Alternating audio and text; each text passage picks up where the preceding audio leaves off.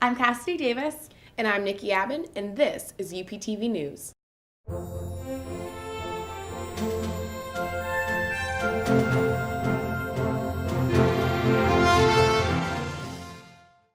Today we're going to be talking about Gabriella Copperwaith's documentary Blackfish, a young boy's tragic death at the Pittsburgh Zoo, and some Panther updates about what's happening this November.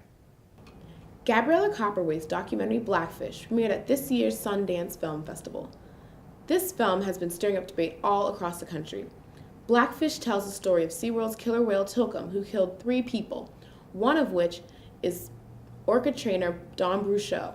This film discusses the negative impact on orca whales being held in captivity. Copperwaith tells CNN why she made the film. Copperwaith has made television documentaries for 15 years, and Blackfish is her second featured documentary. In regards to the film, Copperwaith expresses it wasn't an easy film to make. There were nightmares, too many autopsy reports, sobbing interviews, and unhappy animals. According to Copperwaith, after the film debut at Sundance, SeaWorld issued its response to CNN by saying, "This film is inaccurate and misleading and regrettably exploits a tragedy that remains a source of deep pain for Don Bruchot's family, friends, and colleagues." SeaWorld continues by saying this film paints a distorted picture that withholds from key facts about SeaWorld. SeaWorld notes that it is one of the world's most respected zoological institutions, and that it rescues, rehabilitates, and returns to the wild hundreds of wild animals every year, as well as committed millions of dollars to conservation and scientific research. Parents are questioning whether they want to continue supporting SeaWorld, as well as other institutions that use animals for entertainment. According to CNN, parents are beginning to view these institutions as atrocious, while others find educational value in such industries. Either way, Copperwaith is determined to continue to spread awareness about whales in captivity through this documentary, because as Copperwaith states, once you see it, you can't unsee it. Chinese reporter Chen Zhao was arrested by the Hunan police on October 19th due to the stories he let run exposing Zoomlion heavy industry science and technology. He claimed that the company lied about their sales numbers. As a result, the New Express newspaper openly defied the Chinese authorities and media censorship policies by publishing the words, "Please set him free," on the cover of this Guangzhou-based newspaper. The police arrested Zhao, saying he ruined a business's commercial reputation. Zoomlion states that all rumors about the fabricated sales numbers were false, groundless, and misleading. However, the New Express paper argued that they verified all of Chen's information. The paper also said that they were willing to take note of any bad reporting they had done, as long as the police were willing to point it out. According to a translation published by the University of Hong Kong's China Media Project, the newspaper said, "We still believe that someday, at least, you will have the same full respect for the law that we have." Chen's wife was home when he was taken by a black Mercedes-Benz with Hunan license plates. According to a statement released by the New Express, his wife said her life stopped for the moment before he got taken away. A spokesperson from New Express said the paper was grateful that the story is getting so much attention. This could be another step towards fighting against the Chinese media censorship laws. In early January, rare protests were starting to try to break free from the alleged government's control of media. Another paper based in the southern Chinese city of Guangzhou, the Southern Weekly, have reporters claiming that an article they wrote in protest of the government was rewritten as appraisal for the Communist Party. Journalists were surrounding the paper's headquarters, some even holding signs that protested for press freedom. These journalists even claimed that they were considering going on strike. According to the South China Morning Post, this would be the first strike held by an editorial staff of a Chinese newspaper in 20 years. An anonymous reporter from the Southern Media Group said to CNN that, "We stand up now because we are pushed to the limit." 26 Palestinians have been released from the prison in West Bank, as well as the prisons in the Gaza Strip, 2 heavily populated Palestinian areas. This is the second group of 4 waiting to be released. The decision is part of a United States-influenced deal to help bring peace talks between Israel and Palestine. Many of these prisoners have been imprisoned since 1967 for crimes of various degrees. The crimes vary from the mere throwing of rocks to bombings and shootings. This decision has caused mixed reactions from the civilians, Israeli Prime Minister, and the Palestinian President. The released prisoners were greeted warmly as they returned home. In the West Bank alone, 2,000 people were there to greet the now freed prisoners, according to Al Jazeera. As reported by Euronews, a Jerusalem resident comments on the release of the prisoners, saying, quote, "It's the worst decision, both from the point of view of the defense, not to mention justice. Murderers should not be released and freed. They should be killed," end quote. Israeli Prime Minister Benjamin Netanyahu says the release of prisoners was painful for the entire nation. Palestinian President Mahmoud Abbas looks upon this moment as a moment of joy. He adds that there will not be a peace agreement until all the prisoners are free. Prisoner Rezik Salah tells Al Jazeera, "I feel very happy. I can't describe how I feel. At the time, I felt sad because we left behind thousands of jailed prisoners that were suffering from the Israeli occupation acts. I believe that Palestinian President Mahmoud Abbas will do his best to make sure all prisoners are released. 104 convicts are to be released in upcoming months." Penn State has agreed to pay $59.7 million to the 26 sexually abused victims of the Sandusky scandal. This money will help with counseling and recovery in exchange for them concluding their claims against State College. 23 of the 26 settlements have been signed, with the last 3 agreed to in principle, including confidentiality agreements for the victims. According to the university, none of this money is coming from student tuition, taxes, or donations. The lawyer representing 9 of the 26 victims said that although no amount of money can compensate for what these young men have been through, Penn State has given them the resources they need to help them recover.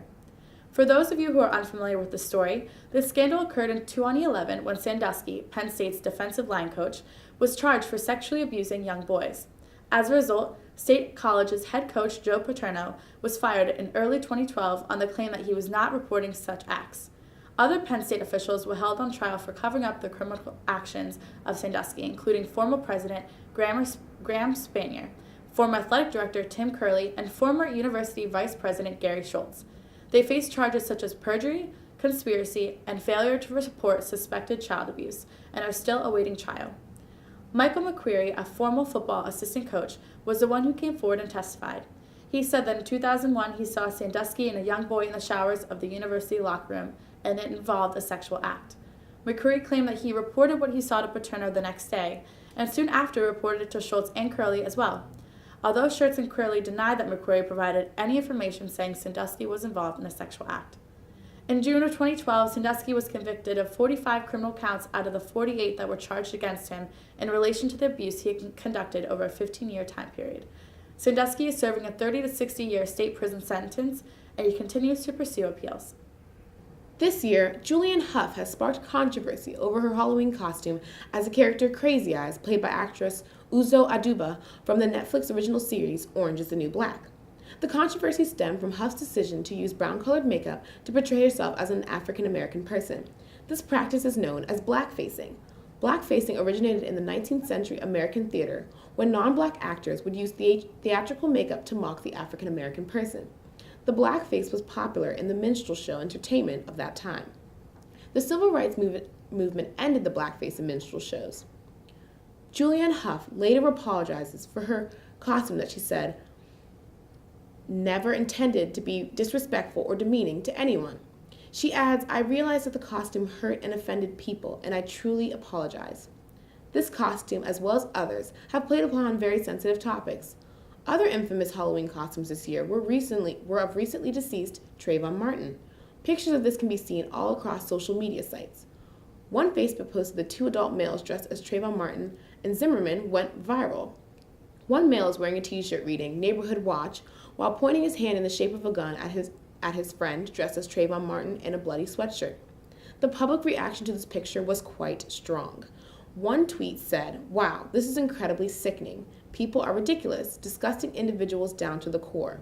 Another said, "It blows my mind that more than just one person thought that this was a good idea. How ignorant." However, some of the comments on Facebook posts include comments saying that the photo is priceless and hilarious. Various consequences have occurred after the posting of this photo. One includes the young adult who posted this picture on Facebook was fired by their employer. In addition, a Facebook group titled "Stop Blackfacing on Halloween" has been created after the recent events. So far, this group has had over 1,000 likes. On November 4th of last year, a 2-year-old boy named Maddox Durkosh fell into the African dog exhibit at the Pittsburgh Zoo. Although he survived the nearly 12-foot drop, he did not survive against the 11 African dogs. He bled to death as his mother and bystanders watched helplessly. His mother, Elizabeth Durkosh, had held him up so he could get a better look at the exhibit, when, according to bystanders, Maddox reached forward and fell out of her arms. The exhibit is surrounded by plexiglass windows, excluding the part that Maddox was viewing from, which is only protected by a 4-foot railing. Maddox's parents have filed a wrongful death lawsuit against the zoo, saying the railing was not enough of a safety protection. The zoo countersued Elizabeth by claiming she does not have the right to sue because she was at fault for endangering her son. The latest update on this ongoing story is that the lawyers of Maddox's parents just filed new documents with court this week. Included in those documents were the minutes from the safety committee meetings that show discussion over the African dog exhibit. These discussions go back to 2006 when the exhibit opened, but no changes were made. The U.S. Department of Agriculture has inspected and approved it 35 times since its opening. As of April, the district attorney's office decided that the case showed no criminal conduct by anyone associated with the zoo, so the case was closed. The only way for the case to be reopened would be if the U.S. Department of Agriculture could provide proof for the prosecution to reconsider. That investigation is still happening, according to a spokeswoman from the USDA.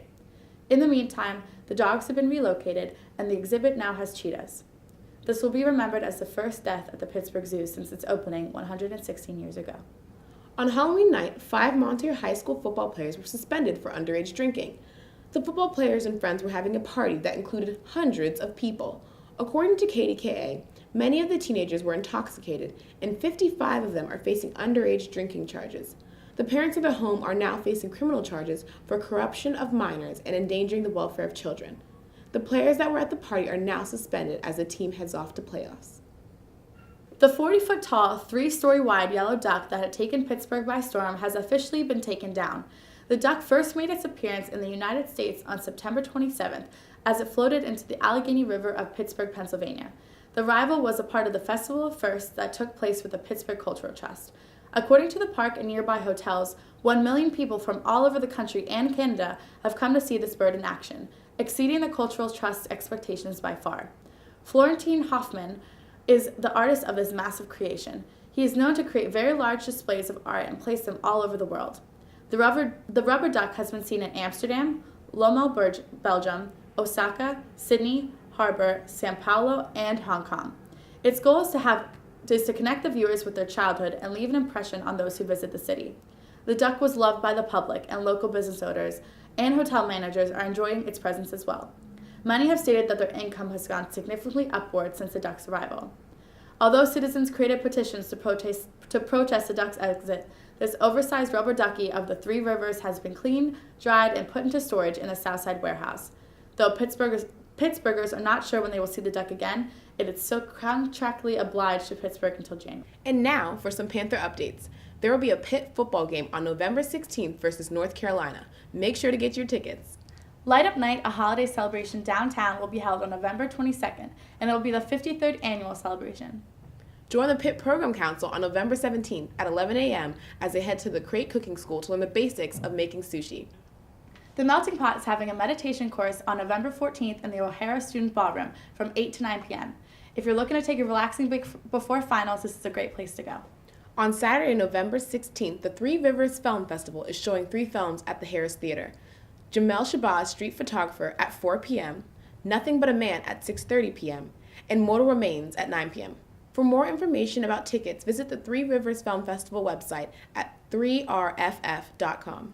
And lastly, the Soldiers and Sailors Museum will host the 150th anniversary of the Gettysburg Address on November 19th from 6 to 9 p.m.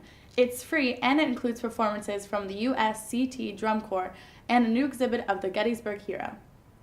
Thank you all for tuning in to our very first episode of UPTV News. If you have a story that you'd like to see on UPTV News, or if you have club events you'd like to be advertised, please email uptvnews21@gmail.com. Stay connected with our Facebook page titled UPTV News and our Twitter account at UPTVnews21. Have a great weekend, everyone. This has been Cassidy Davis and Nikki Abbott. This is UPTV News.